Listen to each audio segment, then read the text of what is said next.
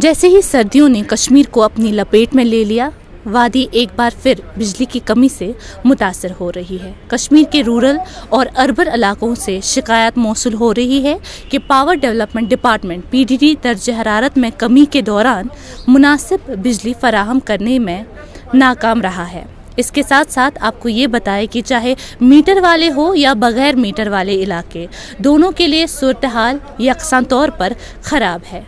लोगों की कई शिकायत मौसूल हो रही है, जिनमें से एक शिकायत ये भी है कि एक तरफ से डिपार्टमेंट ने अभी कोई शेड्यूल ऐलान नहीं किया है, लेकिन दूसरी तरफ कम से कम हफ्ते में 3 दिन 6 से 7 घंटों के लिए पावर शटडाउन होता है।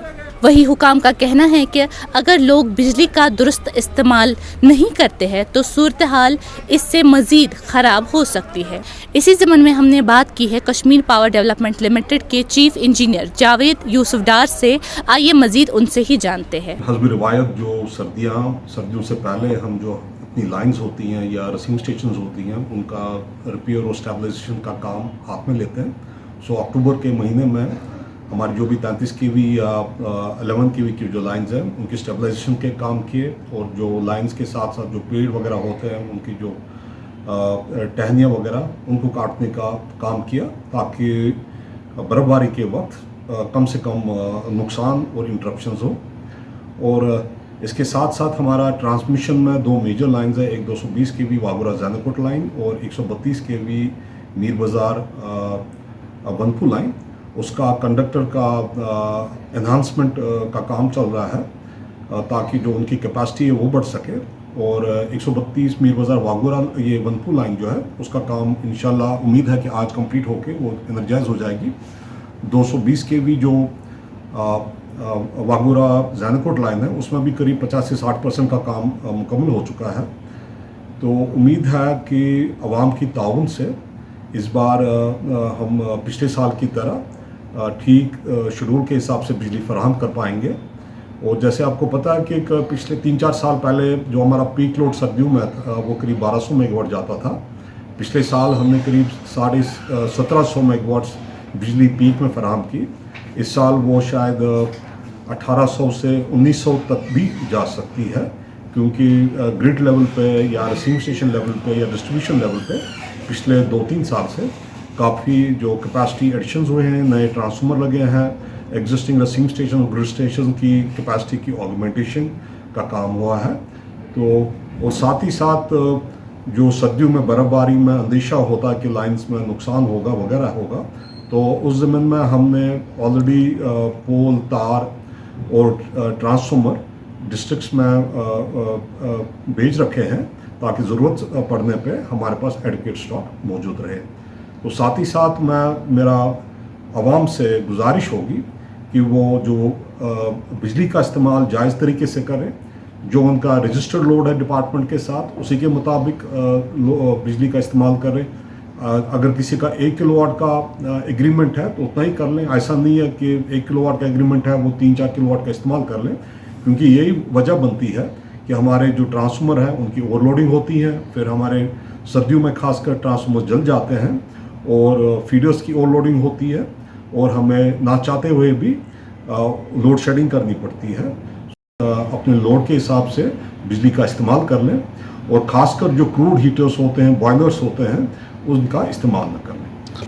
जी, जैसे मीडिया ने या आवाम ने भी पिछले 2 विंटर्स में देखा कि पावर पोजीशन में खासकर सर्दियों में काफ़ी बेहतरी आई। जो कटौती के औकात थे उसमें कमी आई। खासकर अगर हम देखें कि पुलवामा बेल्ट में जब से हमारा लासीपुरा का ग्रिड कमीशन हुआ, वहाँ पे काफ़ी कटेलमेंट होती थी सर्दियों में, उसमें काफ़ी बेहतरी आई है। शुमाली कश्मीर में दिलना की ऑगमेंटेशन की वजह से वहाँ पे कटेलमेंट बहुत ज़्यादा होती थी, उसमें भी कमी आई। और दिलना की एक और ऑगमेंटेशन 160 में और ऐड हो रहा है। उम्मीद है कि नवंबर के आखिर तक वो काम भी मुकम्मल होगा, तो बिजली में पहले के मुकाबले में और बेहतरी हो सकती है। सर नहीं, गैस टर्बाइन तो अब कई सालों से नहीं चला रहे हैं हम, क्योंकि अब हमारे नॉर्दर्न ग्रिड के साथ 400 kV की 3 लाइनें कनेक्टेड हैं, तो बिजली की उस हिसाब से दिक्कत नहीं होगी। बट आखिर सार्फिन को बिजली अपने एग्रीमेंट के हिसाब से ही इस्तेमाल करनी है।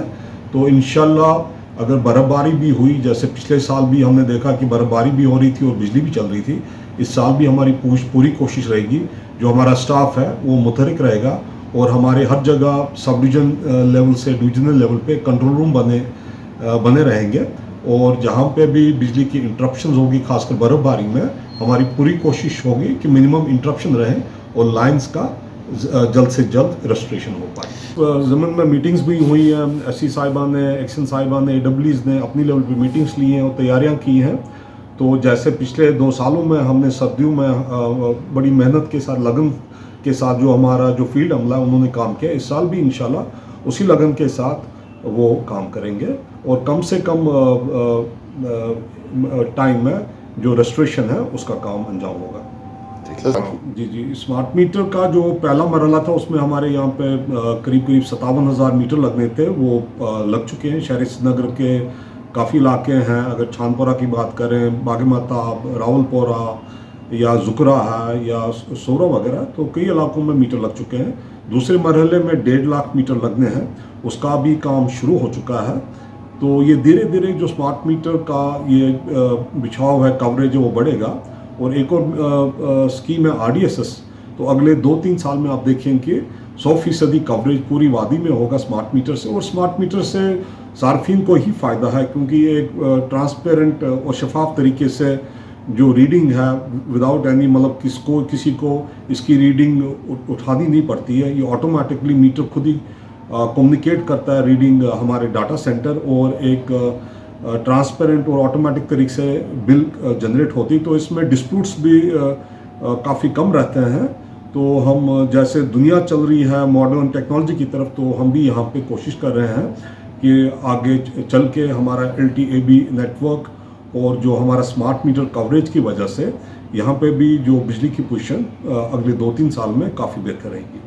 नाज़रीन, अब आने वाला वक्त ही बताएगा कि क्या अच्छे तरीके से बिजली फराहम होगी या नहीं। फिलहाल अभी के लिए इतना ही। कैमरा पर्सन शुएब वानी के साथ मैं सबरीन अशरफ, कश्मीर लाइव के लिए।